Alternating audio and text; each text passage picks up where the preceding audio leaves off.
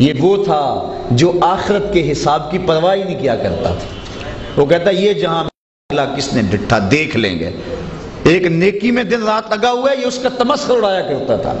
یہ کہتا تھا یہ لگا ہے ہم ویسے ہی بخشے جائیں گے، اس کو پرواہ ہی نہیں تھی، آخرت کی فکر ہی نہیں تھی، اس کو ڈر اور خوف ہی نہیں تھا۔ کہا انہم کانوا لا یرجون حسابا، یہ وہ لوگ تھے جنہیں آخرت کے حساب کی کوئی پرواہ نہیں ہوگی۔ وَكَذَّبُوا بِآيَاتِنَا كِذَّابًا، بلکہ اتنے بدبخت کہ یہ اس کی تکذیب کرتے پھرتے رہے ہوں گے۔ وَكُلَّ شَيْءٍ أَحْصَيْنَاهُ كِتَابًا، اب تو جو مرضی کر لے لیکن ہر شے کو ہم نے ایک کتاب میں لکھ کے حساب کیا ہوا ہے۔ یہ جو منکر نکیر بیٹھے ہوئے یہ ویسے تماشا تو نہیں ہے، اللہ نے بٹھائے ہوئے ہیں، زمین گواہی دے گی، کائنات ہے، ایک نظام ہے اس کا، وہ چاہتا ہے میرے بندے میرے سے ڈریں اور اپنی آخری زندگی کے لیے کچھ کریں، لیکن یہ بالکل بے فکر ہو گئے، یہ تھوڑی سی زندگی کو سب کچھ سمجھ بیٹھا ہے، اس کو پرواہ ہی نہیں رہی کہ ایک اور زندگی بھی ہے اور میں نے اپنے رب کے حضور بھی پیش ہونا ہے۔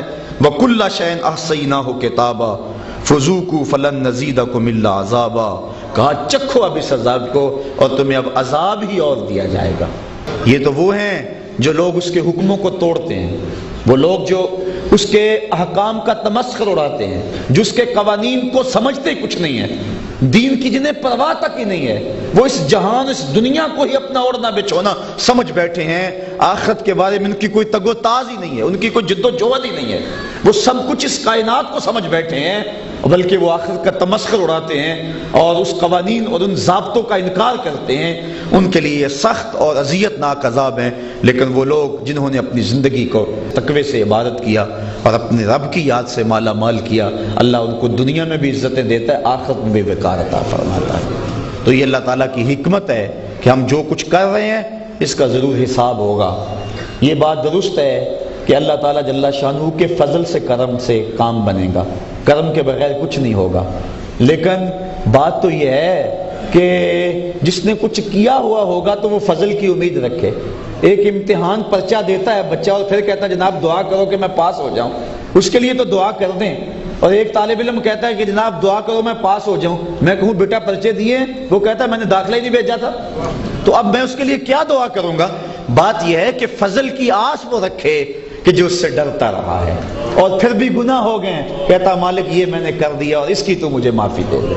یہ بندے کی فطرت میں ہے گناہ، لیکن وہ ڈٹائی کے ساتھ اس کا انکار نہ کرنے لگ جائے۔ وہ سلطان محمود غزنوی سے ایک کہانی ہے جس سے ہم اس بات کو سمجھ سکتے ہیں کہ سلطان نے نا وہ موتی پھینک دیے سمندر میں یا دریا میں یا حوض تھا، اور جتنے بھی وزیر تھے ان کو کہا کہ یہ موتی نکال کے لاؤ لیکن دیکھنا کہ تمہارے کپڑے بھی نہ بھیگنے پائے۔ اب سب نے کہا کپڑے تو بھیگیں گے، اس کے بغیر تو ہو ہی نہیں سکتا۔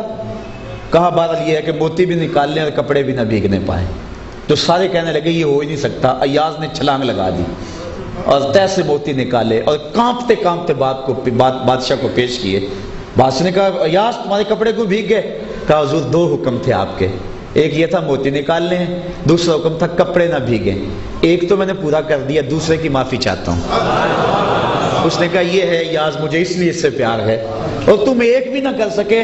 اللہ نے کہا دنیا پہ رہنا ہے، نفس بھی ساتھ شامل کر دیا اور کہا موتی بھی لانے ہیں نیکی کے، لیکن برائیوں سے تمہارا جو ہے وہ بدن بھی نہ بھیگنے پائے۔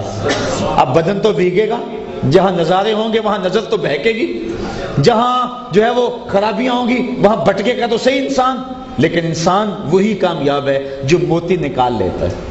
سحری کے وقت اٹھ کے، تہجد کے وقت اٹھ کے، ظہر کے وقت، عصر کے وقت، مغرب کے وقت، عشاء کے وقت، رمضان میں اکٹھے کرتا ہے موتی، کبھی عمرے پہ جا کے موتی اکٹھے کرتا ہے، کبھی نظر پہ پہرے بٹھا کے موتی اکٹھے کرتا ہے، وہ اکٹھے کر کے پیش ہو جاتا ہے، اور مالک کہتا ہے یہ گناہ کیوں کیے؟ میرے مالک اس کی تو مجھے معافی دے۔